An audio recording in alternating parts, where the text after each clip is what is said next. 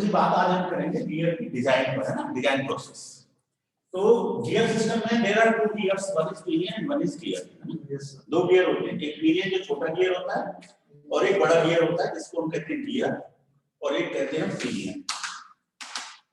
ठीक है, अब हमने एक फॉर्मूला डिराइव किया कि जो भी इसमें टेंजेंशियल फोर्स आता है पीटी, है ना, यही खतरनाक फोर्स है पीटी जो।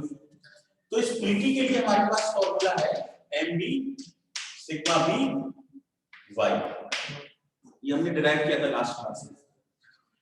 अब ये पीटी यदि बढ़ता जाए, बढ़ेगा कैसे? गियर में फोर्स आते हैं, है ना, अचानक फोर्स बढ़ गया, फोर्स बढ़ सकता है ना due to any reason. Force बढ़ गया, जैसे फोर्स बढ़ेगा तो इसका मतलब मॉड्यूल तो कांस्टेंट है, विड्थ भी कांस्टेंट है, टूथ फैक्टर वो तो टूथ पर डिपेंड, टीथ पर डिपेंड करता है, टीथ भी कांस्टेंट है। तो ये तीन पैरामीटर आपके कांस्टेंट हैं। तो केवल एक ये पैरामीटर है जो एडजस्ट करेगा, जैसे ही पीटी बढ़ेगा तो सिग्मा बी की वैल्यू बढ़ जाएगी, है ना, तो बाकी तीनों तो कांस्टेंट है। सिग्मा बी क्या है? मटेरियल का बेंडिंग स्ट्रेस, मटेरियल का बेंडिंग। मान लीजिए कि मटेरियल जनरली जो गियर होते हैं वो कास्ट आयरन के, कास्ट स्टील के मटेरियल हो सकते हैं, कभी कभी वुडन गियर भी होते हैं, है ना, प्लास्टिक गियर भी होते हैं, चाइनीज तो खिलौनों में प्लास्टिक गियर यूज करते हैं, है ना। तो हर मटेरियल की अपनी एक लिमिट होती है। तो सिग्मा भी जैसे जैसे बढ़ेगा तो एक पॉइंट आएगा कि मटेरियल की लिमिट आ जाएगी, उससे ज्यादा होने पे वो टीथ ब्रेक हो जाएगा, है ना। जब तक लिमिट के अंदर है तब तक तो सेफली काम करता रहेगा।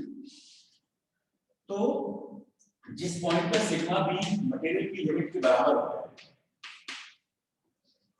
है ना, या परमिसिबल, मैक्सिमम की जगह हम कहते हैं परमिसिबल वैल्यू, बेंडिंग स्ट्रेस की परमिसिबल वैल्यू, तो उस वक्त जो फोर्स होगा वो पीटी मैक्सिमम फोर्स होगा जो कि हमारा गियर टूथ बियर कर सकता है विदाउट फेल्योर, है ना, वही होगा पीटी जो है। तो इस पीटी मैक्स को हम कहते हैं SB, beam strength, maximum force that the tooth can bear without bending failure. ये मैंने लास्ट क्लास में डेफिनेशन भी बता दी थी, वो अभी और क्लियर कर दिया, ठीक है। तो ये मैक्सिमम वैल्यू जो है ये बीम स्ट्रेंथ कहलाती है, बीम स्ट्रेंथ। तो इसके लिए फॉर्मूला है mb सिग्मा बी वाई, और अब ये सिग्मा बी जो है वो सिग्मा बी परमिसिबल है, ये ध्यान देने का है। जनरली हम इसको विदाउट ऐसे लिख देते हैं, विदाउट परमिसिबल लिखे बिना, लेकिन यदि एसबी इक्वल टू ये लिखा हुआ है इसका मतलब सिग्मा बी परमिसिबल है, मटेरियल की मैक्सिमम वैल्यू, है ना, मटेरियल की maximum bending stress value permissible है। तो ये हो गया बीम स्ट्रेंथ, ठीक है। अब देखो पिनियन की एक बीम स्ट्रेंथ होगी, है ना, पिनियन के लिए हम 1 यूज करें और गियर के लिए हम 2 यूज करें सफिक्स, तो इसकी बीम स्ट्रेंथ क्या होगी? sb1, और इसकी बीम स्ट्रेंथ क्या होगी? sb2, ठीक है। अब पिनियन का टीथ गियर के टीथ के साथ कांटेक्ट में है, फेल्योर होगा तो किसका फेल्योर पहले होगा, पिनियन का या गियर का, या दोनों एक साथ? ये सोचने का विषय है। पीटी फोर्स तो दोनों पे आ रहा है, पिनियन के टीथ पे भी आ रहा है, गियर के टीथ पे भी आ रहा है, ठीक है। तो ये पीटी किसके टीथ को पहले ब्रेक करेगा, पिनियन को या गियर को? तो उसके लिए देखो मूवमेंट, इधर देखो, मॉड्यूल जो पिनियन का है वही गियर का है, बराबर, नो चेंज। फेस विड्थ जो गियर की है वही, जो गियर के टीथ की है वही पिनियन के टीथ की है, नो चेंज। टीथ तो एक जैसे होते हैं ना, तो मॉड्यूल भी इक्वल, बी भी इक्वल।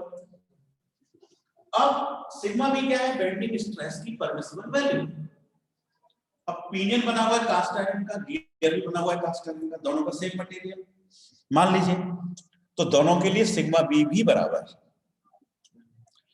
यदि वो एक ही मटेरियल के बने तो। यदि ये बना हुआ है कास्ट आयरन, ये बना हुआ है कास्ट स्टील, तो इसका मतलब इसके लिए परमिसिबल वैल्यू कम है, इसके लिए परमिसिबल वैल्यू ज्यादा है, तो नेचुरली फिर यही वीकर होगा।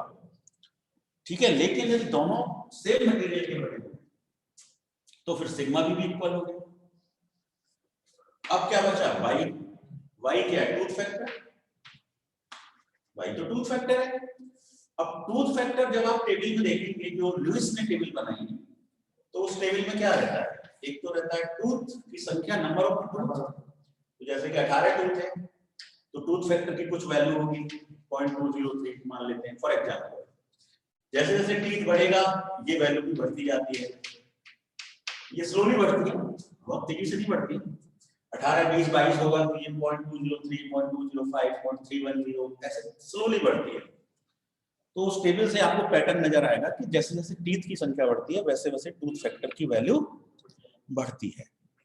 तो टूथ फैक्टर की वैल्यू गियर के लिए ज्यादा होगी या पिनियन के लिए की वैल्यू किसके लिए ज्यादा होगी? टीथ किस पे ज्यादा है, गियर पे या पिनियन पे? गियर पे ज्यादा है, पिनियन तो छोटा गियर होता है, तो number of the teeth gear पे ज्यादा है, तो उसका टूथ फैक्टर ज्यादा है ना। जिसका नंबर ऑफ टीथ ज्यादा है उसका आगे हम लोग, मैं बात कर रहा हूं गियर डिजाइन पर आज, ठीक है, गियर डिजाइन पर, गियर डिजाइन प्रोसेस पर बात कर रहा है ना। In the last classes we have discussed the fundamental law of gearing and we have derived the Lewis equation. As per the Lewis equation, the tangential force है ना equal to we have found mb sigma b by, ठीक है। In the gear system there is a small gear which is known as pinion, there is a big gear which is known as gear, and this is the pinion. For pinion we will take suffix 1 and for gear we will take suffix 2, ठीक है। So this is the tangential force which is coming on the pinion also and which is coming on the gear also. In the free body diagram we have made it. The direction is different, the magnitude is same, ठीक है। So this force will break the teeth of the pinion if the bending stress is more than the permissible bending stress, ठीक है। तो अब हमें ये देखना है कि ये फोर्स की वजह से पिनियन का टीथ पहले ब्रेक होगा या फिर गियर का टीथ पहले ब्रेक होगा, है ना।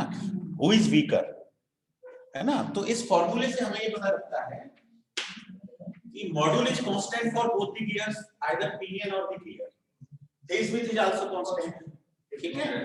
सिग्मा बी ये मटेरियल प्रॉपर्टी है, so if both are made of same material, if both are made of, then sigma b is also constant, permissible value is also constant, है ना, permissible value is also constant. Why is the tooth factor? Tooth factor depends on the number of the teeth, and number of the teeth are more on the gear, less on the pinion. So the value of the tooth factor is less for pinion, more for gear, ठीक है। तो ये एक ऐसा parameter है जो pinion के लिए लेस है, गियर के लिए ज्यादा। यदि आप लुइस की टेबल देखेंगे डाटा बुक में, तो वहां पे जैसे जैसे टीथ बढ़ते हैं वैसे वैसे लुइस फैक्टर की वैल्यू भी स्लोली इंक्रीज होती है, ठीक है, पैटर्न है उसका।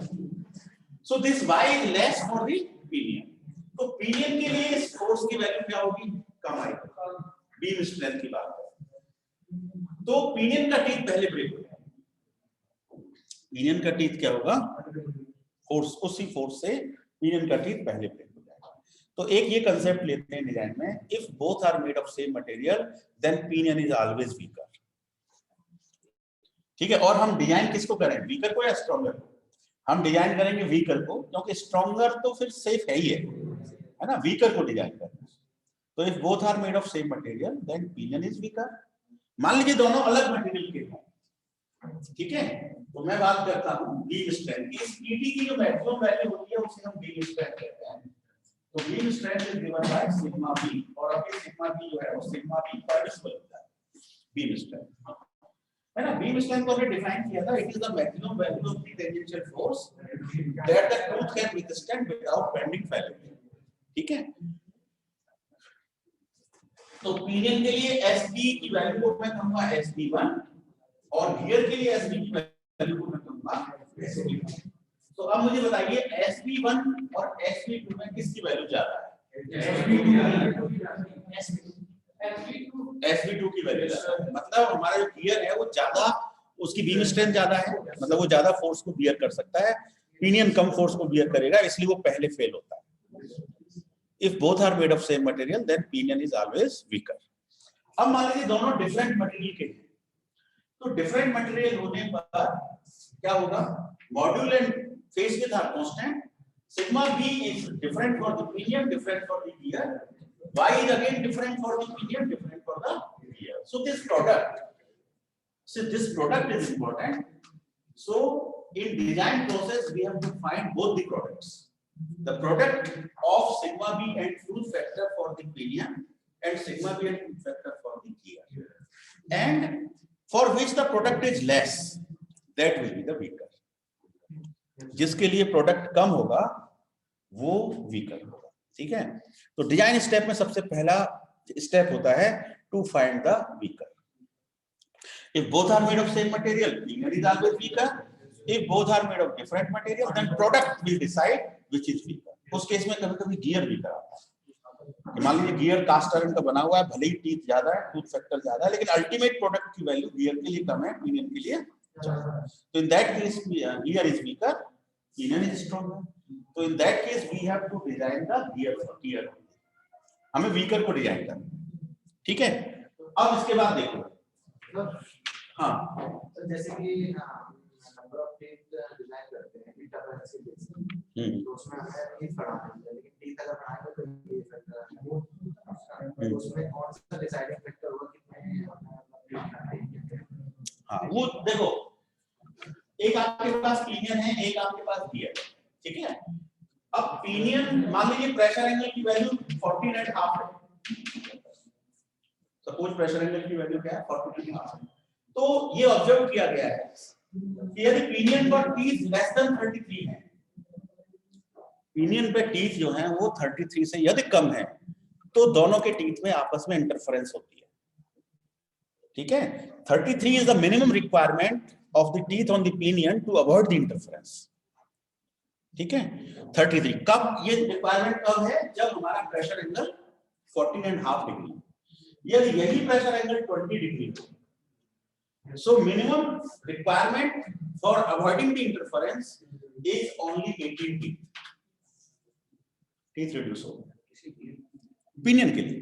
पिनियन पे टीथ कम होते हैं, गियर पे तो ज्यादा ही होते हैं, गियर बड़ा गियर होता है, ठीक है। तो छोटे वाले गियर पर यदि पिनियन की टीथ 18 से ज्यादा है 20 डिग्री प्रेशर एंगल में, तो इंटरफेरेंस नहीं होती। तो एज ए डिजाइन इंजीनियर आपको अपनी डिजाइन प्रोसेस में ये भी ध्यान रखना है, यदि कैलकुलेशन से टीथ 18 की जगह 16 आ रहे हैं, then you have to increase it to 18 to avoid the,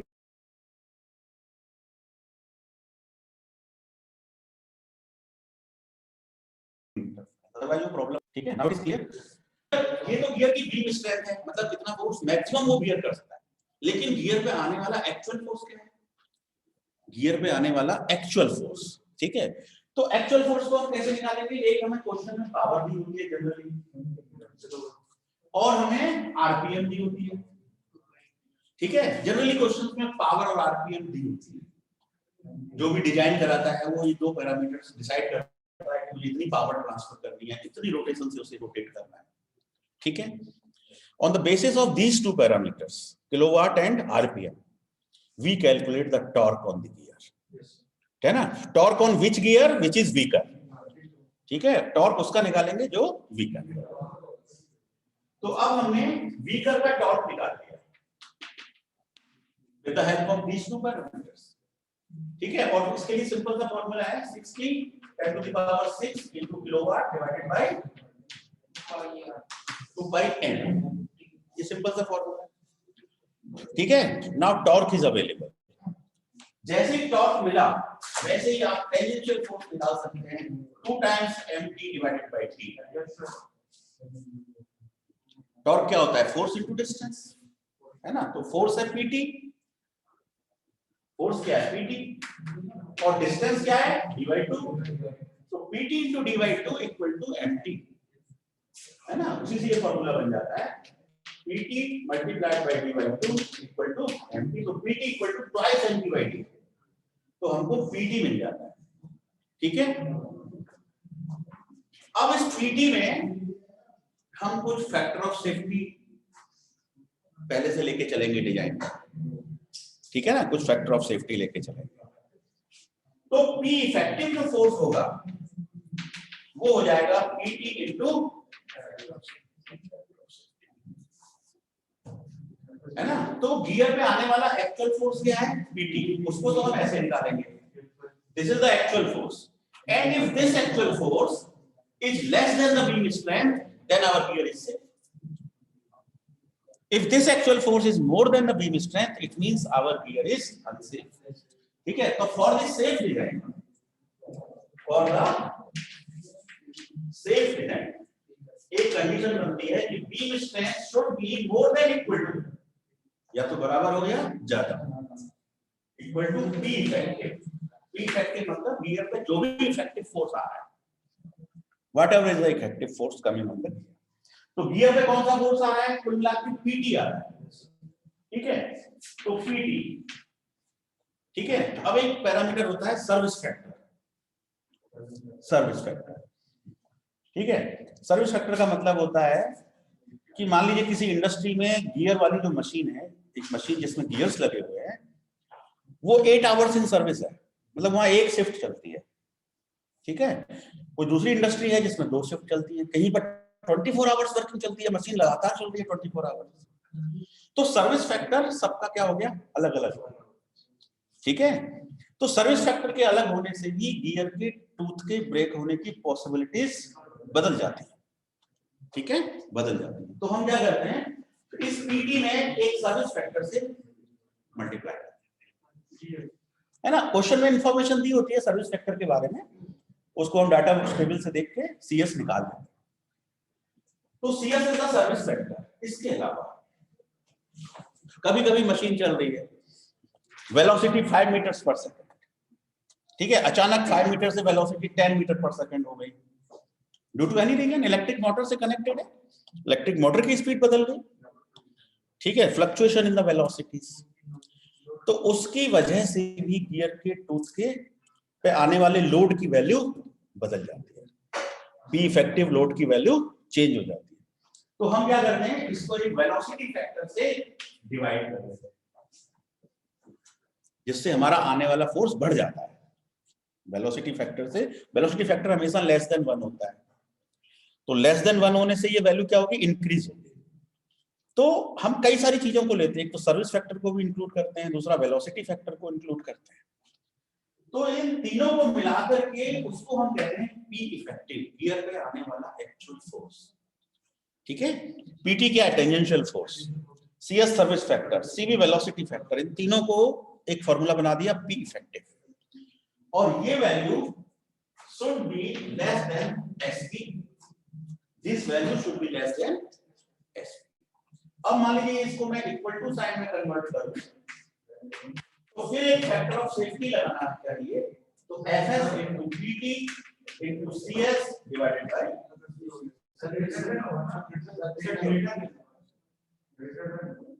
greater than, तो मैंने इक्वल टू साइन में चेंज कर दिया, तो जितना ग्रेटर है वही तो फैक्टर ऑफ सेफ्टी है। मान लीजिए ये इसका दोगुना है, मान लीजिए इसका दोगुना, एस भी बड़ा है, तो ये दोगुना है तो मेरा डबल फैक्टर ऑफ सेफ्टी है, तिगुना है तो ट्रिपल,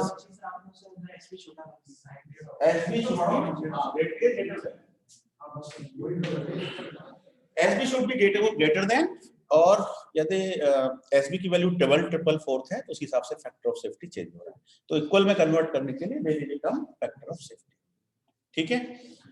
अब इस एसबी को कहां से कैलकुलेट करोगे, Lewis equation, MD sigma mu है, क्वेश्चन में मॉड्यूल सब दिए होंगे, हम न्यूमेरिकल करेंगे नेक्स्ट क्लास में इसके बेस पर, है ना। डिजाइन में यही रहता है, सबसे पहले ये निकालो कौन वीकर है, ठीक है। उसके बाद गियर को डिजाइन करना है, मतलब गियर का मॉड्यूल बताना है, गियर का अडेंडम डायमीटर, गियर का डिडेंडम डायमीटर, गियर का पिच सर्किल डायमीटर, गियर का बहुत सारे गियर की सारे पैरामीटर्स बताने हैं, टूथ थिकनेस, टूथ हाइट, है ना, गैप, एवरीथिंग वो मॉड्यूल पे डिपेंड होती है। तो मेन फॉर्मूला डिजाइन के लिए ये यूज होगा, इसे हम लुईस इक्वेशन से कैलकुलेट कर लेंगे। ठीक है, पीटी को हम पावर और आरपीएम से कैलकुलेट कर लेंगे। सर्विस फैक्टर के बारे में क्वेश्चन में कुछ इंफॉर्मेशन होगी। वेलोसिटी फैक्टर के लिए कुछ फॉर्मूलेज हैं जो हम नेक्स्ट न्यूमेरिकल के टाइम पे ही डिस्कस करेंगे और फिर हम गियर को डिजाइन। ठीक है, तो in this class we have just understood the design procedure for the spur gear. Spur है ना, स्पर गियर का टॉपिक चल रहा है। तो I think it is sufficient for today. और कोई डाउट हो तो प्लीज आस्क। हाँ, CS PT into CS by CV, वो factor of safety FS PT CS by CV।